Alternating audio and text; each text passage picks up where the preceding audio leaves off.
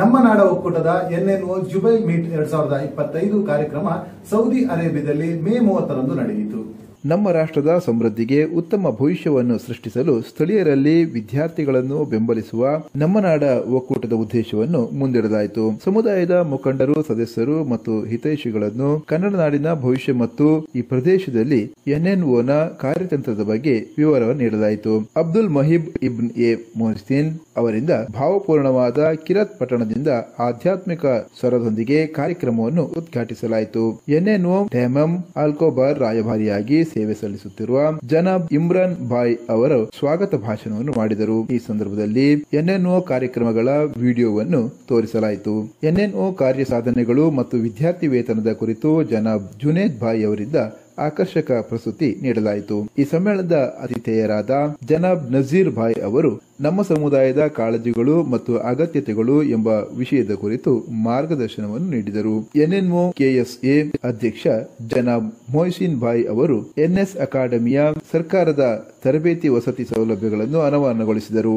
ಎನ್ಎನ್ಒ trustee ಜನಾಬ್ ಫಜ್ಲು Rahman Bhai ಅವರು ಮಂಗಳೂರಿನಿಂದ ಕಾರವಾರ ಮತ್ತು ವಿಶ್ವದ ಉಳಿದವರಿಗೆ ಸಂಸ್ಥೆಯ ರಚನಾತ್ಮಕ ಚೌಕಟ್ಟನ್ನು ವಿವರಿಸಿದರು. ಕೊಲ್ಲಿಯಲ್ಲಿ ಉನ್ನತ ಉದ್ಯಮಿ ಆಗಿರುವ ಜನಾಬ್ ಜಕರಿಯಾ ಭಾಯ್ ಸಭೆಯಲ್ಲಿ ಪಾಲ್ಗೊಂಡರು. ಮಾತ್ರವಲ್ಲದೆ ಎಲ್ಲ ಎನ್ಎನ್ಒ ತಂಡವನ್ನು ಪ್ರೋತ್ಸಾಹಿಸಿದರು. ಎನ್ಎನ್ಒ ಸೆಂಟ್ರಲ್ ಕಮಿಟಿ ಅಧ್ಯಕ್ಷ ಜನಾಬ್ ಮೊಹಮ್ಮದ್ ಸಲೀಂ ಮೂಡುಬಿದ್ರೆ ಅವರು ಉಡುಪಿ ಜಿಲ್ಲೆಗೆ ಮಾದರಿ ಜಿಲ್ಲೆಯಾಗಿ ಮಾಡುವ ಮಹತ್ವಾಕಾಂಕ್ಷೆ ಮತ್ತು ಅಭಿವೃದ್ಧಿ ಮಾರ್ಗಸೂಚಿಯ ಬಗ್ಗೆ ನುಡಿದರು. ಪ್ರತಿ ತಾಲೂಕಿನಲ್ಲಿ ಎನ್ಎನ್ಒ ಕಮ್ಯುನಿಟಿ ಸೆಂಟರ್ ಮಾಡುವ ಅಗತ್ಯವಿದೆ. ಶ್ರಮಪಟ್ಟರೆ ಎಲ್ಲವೂ ಸಾಧ್ಯ ಎಂದು ಎಲ್ಲರೂ ಸತತ ಪ್ರಯತ್ನ ಮಾಡಬೇಕೆಂದು ಪ್ರಾರ್ಥಿಸಿದರು. ಜನಾಬ್ ನಜೀರ್ ಭಾಯ್ ಅವರ ಸಮಾಜ ಸೇವೆಗೆ ಎನ್ಎನ್ಒ ಪರವಾಗಿ ಸನ್ಮಾನಿಸಲಾಯಿತು. ಜನಾಬ್ ಮೊಹಮ್ಮದ್ ಸಲೀಂ ಭಾಯ್ ಅವರ ತಾಳ್ಮೆ, ಸಮರ್ಪಣೆ ಮತ್ತು ಉತ್ಸಾಹ ಮಾನವೀಯತೆಯ ಸೇವೆ ಸಲ್ಲಿಸಲು ಜನರನ್ನು ಒಗ್ಗೂಡಿಸುವ ಸತತ ಪ್ರಯತ್ನಕ್ಕೆ ಕಾರ್ಕಳದ ಸಂಘಟನೆ ಕೆಎಎಸ್ಎ ಇವರಿಂದ ಸನ್ಮಾನ ನೆರವೇರಿತು. ಎನ್ಎನ್ಒ ಕೆಎಸ್ಎ ರಾಯಭಾರಿ ಜನಾಬ್ ಸಲೀಂ ಸಾಹೇಬ್ ಉಡುಪಿ ಅವರಿಂದ ಧನ್ಯವಾದ ಕಾರ್ಯಕ್ರಮ ನೆರವೇರಿತು.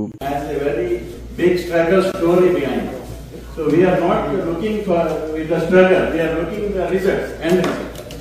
So it should not be that every man has to struggle, but we should have to struggle. Unless we struggle, we cannot achieve any goal. It is impossible actually. Even though we have knowledge, money, anything. But if we don't have a struggle, we cannot win.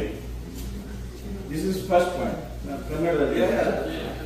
Alhamdulillah, ಇವತ್ತು ನಾವು ಇಲ್ಲಿ ದೊಡ್ಡ ದಿನ, ಮಹತ್ವಪೂರ್ಣವಾದ ದಿನ, ಹಜ್ಜಿದು ದಿನ, ಅದರಲ್ಲಿ ನಾವು ಇಲ್ಲಿ ನೆರೆದಿದ್ದೇವೆ. ಇದೊಂದು ನಮಗೆ ಅಲ್ಲಾಹನ ಕಡೆಯಿಂದ ಒಂದು ಬ್ಲೆಸ್ಸಿಂಗ್ ಆಗಿದೆ. ಯಾಕಂದ್ರೆ ಅಲ್ಲ ಯಾರಿಗೆ ಚೂಸ್ ಮಾಡ್ತಾನೆ ಅವರಿಗೆ ಆ ಕೆಲಸ ಕೊಡ್ತಾನೆ. ಹಾಗೆ ನಾವು ಅದಕ್ಕೆ ಪಾತ್ರರಾಗಿದ್ದೇವೆ. ಇಲ್ಲಿ ರೆಹಮತ್ ಸರಿಸ್ತಾ ರೆಹಮತ್ ರೇಂಜ್ ಬರ್ತಾ ಇದೆ. ಆದ್ರೆ ನಾವೆಲ್ಲ ಅದರಲ್ಲಿ ಪಾಲ್ಗೊಂಡಿದ್ದೇವೆ. ಜಜಾಕಲ್ಲಾ ಖೈರ್ ನಜೀಮನ್ for your hospitality and hosting this. NNO ಬಗ್ಗೆ ನಾನು ಸಂಕ್ಷಿಪ್ತ ಹೇಳಬೇಕಂದ್ರೆ, ನಾನು ಕೋವಿಡ್ ಟೈಮಲ್ಲಿ ನೋಡ್ತಾ ಇದ್ದೆ, ಕಿಟ್ ವಿತರಣೆ ಮಾಡ್ತಾ ಇದ್ದೆ. ಎಲ್ಲರಿಗೂ ಕಿಟ್ ಬೇಕಾಗ್ತದೆ. ಅಂದ್ರೆ ದೊಡ್ಡವರಿಗೆ, ಶ್ರೀಮಂತರಿಗೂ, ಬಡವರಿಗೆ ಎಲ್ಲರಿಗೂ ಬೇಕು ಆ ಟೈಮಲ್ಲಿ. ಆಗ ನಾನು ಒಂದು ಬಿಲ್ಡರ್ ಹತ್ರ ಒಂದು ಫ್ಲಾಟ್ ತಗೊಂಡಿದ್ದೆ. ಅವರ ಹೇಳಿದಾಗ ಒಂದು ಫ್ಲಾಟ್ ಯಾಕೆ ಆಗಿಲ್ಲ, ಈಗ ಕನ್ಸ್ಟ್ರಕ್ಷನ್ ಎಲ್ಲ ಸ್ಟಾಪ್ ಆಗಿದೆ, ನಾವು ಕಿಟ್ ವಿತರಣೆ ಮಾಡ್ತಾ ಇದ್ದೇವೆ ಅಂತ ಹೇಳಿದೆ.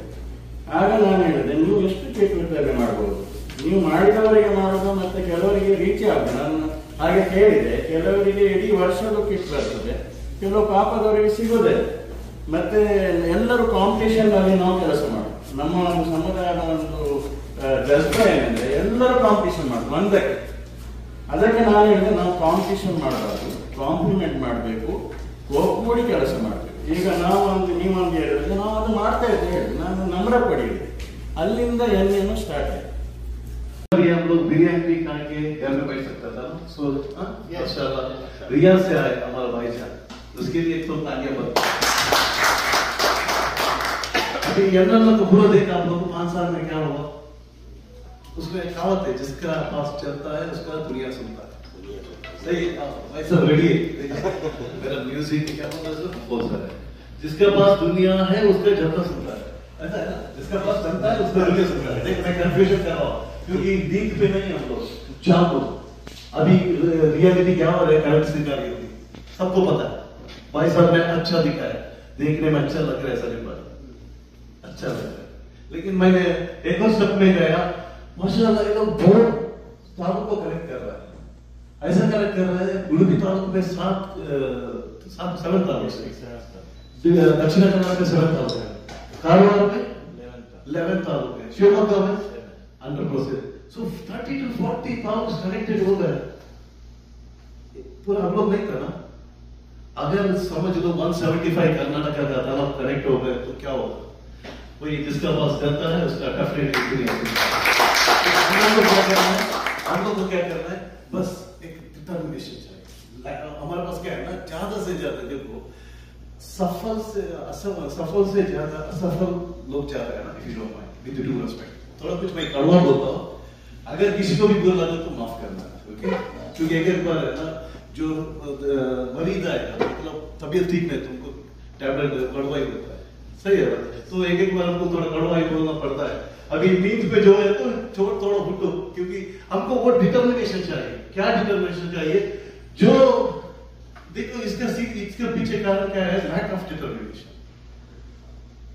इसका मतलब सीधी बात में अगर मैं बोल दिया तो कहता